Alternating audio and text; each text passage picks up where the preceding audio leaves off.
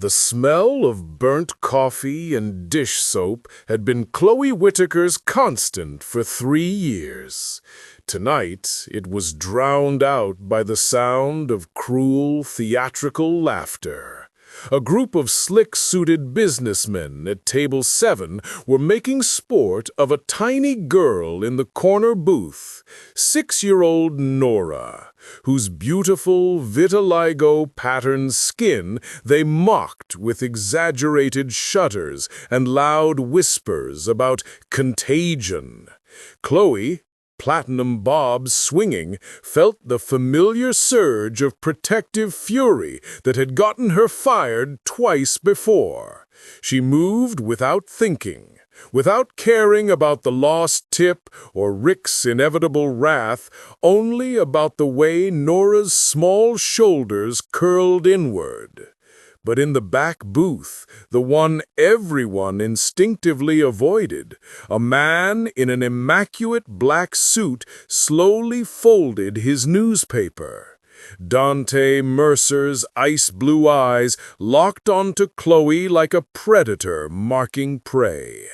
The laughter died instantly, strangled by the sudden weight in the air. In those 3 seconds, Chloe understood she'd just stepped into something irreversible. It was 10:47 p.m. on a Tuesday when Chloe Whittaker's ordinary life ended. The Magnolia Diner squatted on the edge of the warehouse district, its exhausted yellow fluorescence buzzing like dying insects. At this hour, the place was usually half empty, a handful of insomniacs, night shift workers, the occasional couple too drunk to notice the questionable health rating on the door. Chloe had been wiping down the same counter for 5 minutes, watching the 4 men at table 7 the way you watch storm clouds rolling in. They'd started with loud voices and bourbon-soaked confidence. Then one of them noticed Nora. The little girl came in every Tuesday with her father, always the same corner booth, always a grilled cheese and chocolate milk.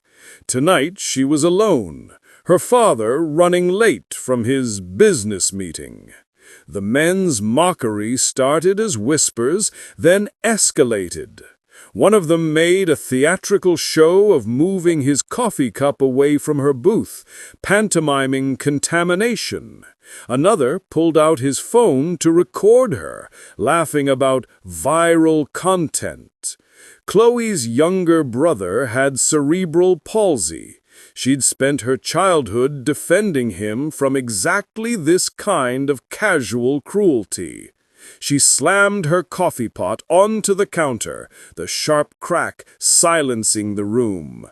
"She's 6 years old and a paying customer," Chloe's voice cut through the space, blue eyes blazing. "You're drunk, disruptive, and leaving, now."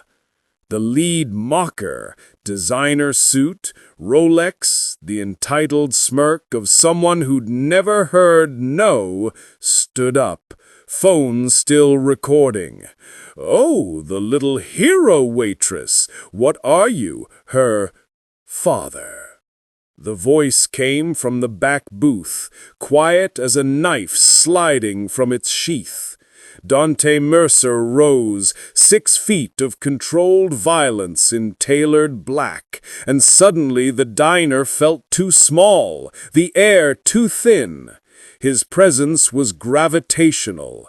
Everything in the room bent toward him. The man with the phone went white. Chloe's heart stopped. Dante's eyes, arctic blue, empty of mercy, swept across the 4 men like a death sentence being read.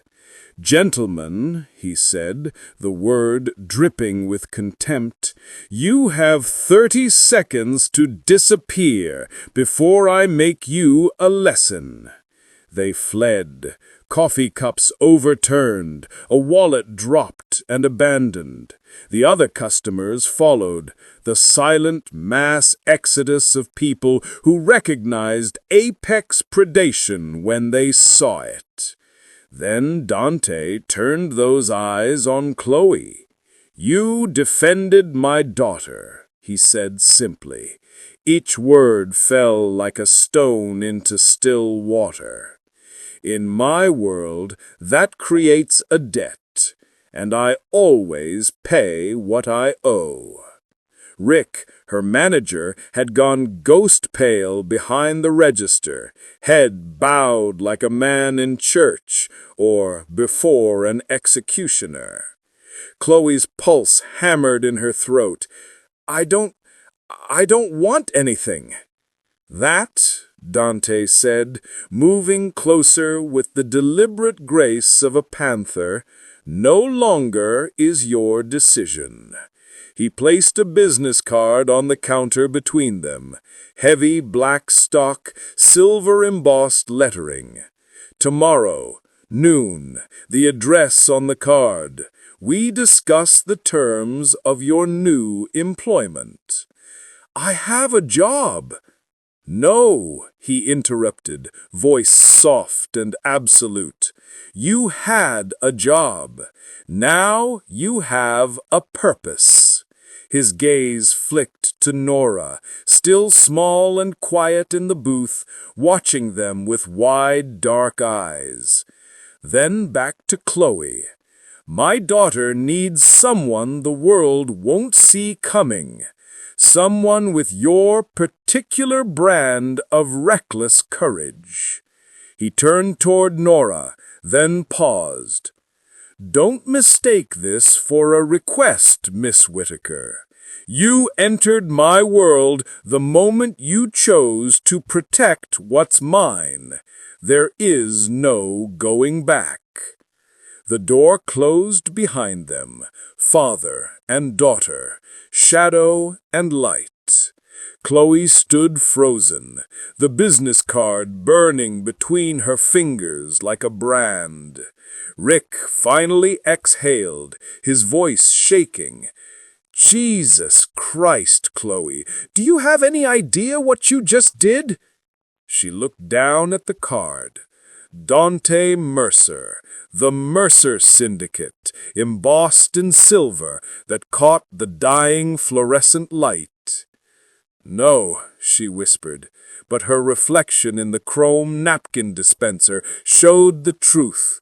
Her ordinary life was already gone, crumbling like ash in her hands. Outside, a black town car idled at the curb, exhaust rising like ghosts in the cold night air. Waiting. The address led to the Meridian Tower, glass and steel, the kind of building Chloe had only ever delivered to, never entered as anything but invisible. The penthouse was wrong. She expected cold minimalism, a crime lord's lair.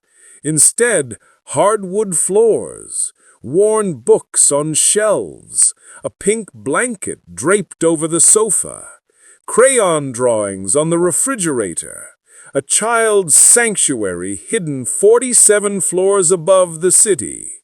Dante Mercer placed a leather folder on the dining table. The Mercer Syndicate operates under blood codes. One is the unwritten compact. When someone outside the family risks themselves to defend Mercer blood, a life debt is created. "I defended a little girl from bullies," Chloe said, voice sharp. "Not your bloodline." "I know. That's why you're here." He opened the folder, dense legal text, official seals. "You invoked the compact. I now owe you absolute protection. In return, you become Nora's guardian in human spaces. Monthly stipend, 15,000. Secure apartment 3 floors down. Training, resources, everything you need. And if I refuse, his expression hardened. My enemies already know your face. The only question is whether you face them alone or with me. Through the doorway, Nora appeared, small, watching, afraid. Chloe's hands trembled as she reached for the pen. The apartment was silent luxury, marble counters, floor-to-ceiling windows, furniture that cost more than her yearly rent. Chloe felt like an imposter. Lucia handed her a tablet. Mercer protocols. Memorize them. The first school drop-off, Nora slipped her small hand into Chloe's. "You really staying?" "I promised." That evening, through the open penthouse door, Chloe watched Dante kneel beside Nora, helping with homework. His cold mask gone, replaced by something achingly gentle. He caught Chloe watching. Their eyes met. For the first time, she saw past the dawn to the exhausted father underneath. The cage felt slightly less suffocating. The park was ordinary. Children on swings, dogs chasing frisbees, the smell of fresh-cut grass. Chloe kept Nora close, scanning faces the way Lieutenant Ramos had drilled into her. "Can I go on the slide?" Nora asked, eyes bright. "Stay where I can see you." The distraction came fast. A woman collapsing near the bench, people rushing to help. Chloe's instincts screamed wrong, but she turned for just 3 seconds. Long enough. 2 men in casual clothes moved toward Nora with practiced efficiency. Chloe's body reacted before her mind caught up. She threw herself between them and the girl, her hand finding the panic button hidden in her jacket. "Back off," she snarled, positioning Nora behind her. The taller one smiled. "Easy, waitress. We just want to talk." Chloe's elbow caught his jaw. The second man lunged. She kicked hard, connected with his knee, heard the crack. Training took over.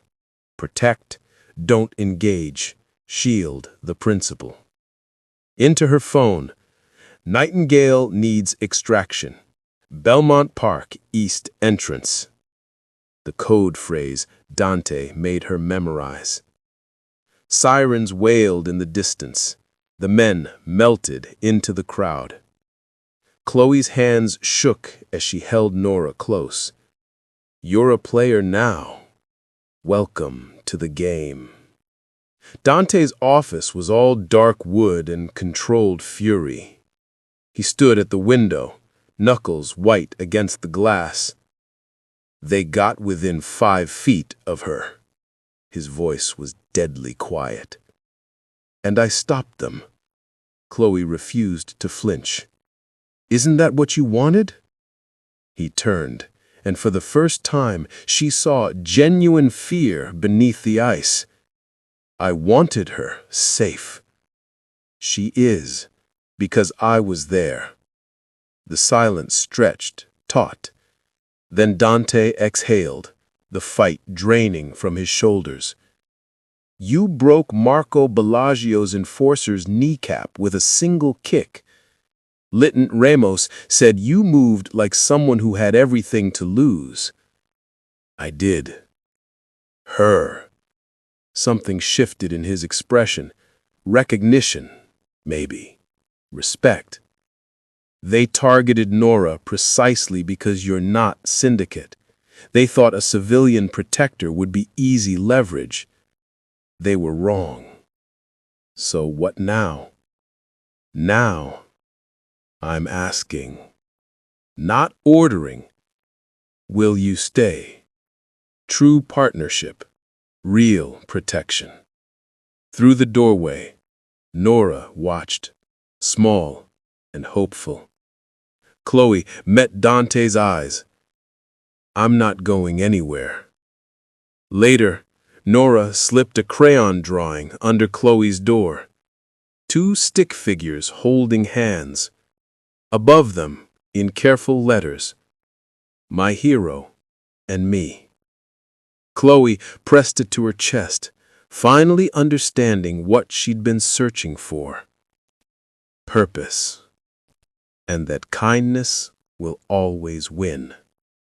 Let's make compassion go viral. Like, share, and subscribe if you believe kindness still matters. Now more than ever.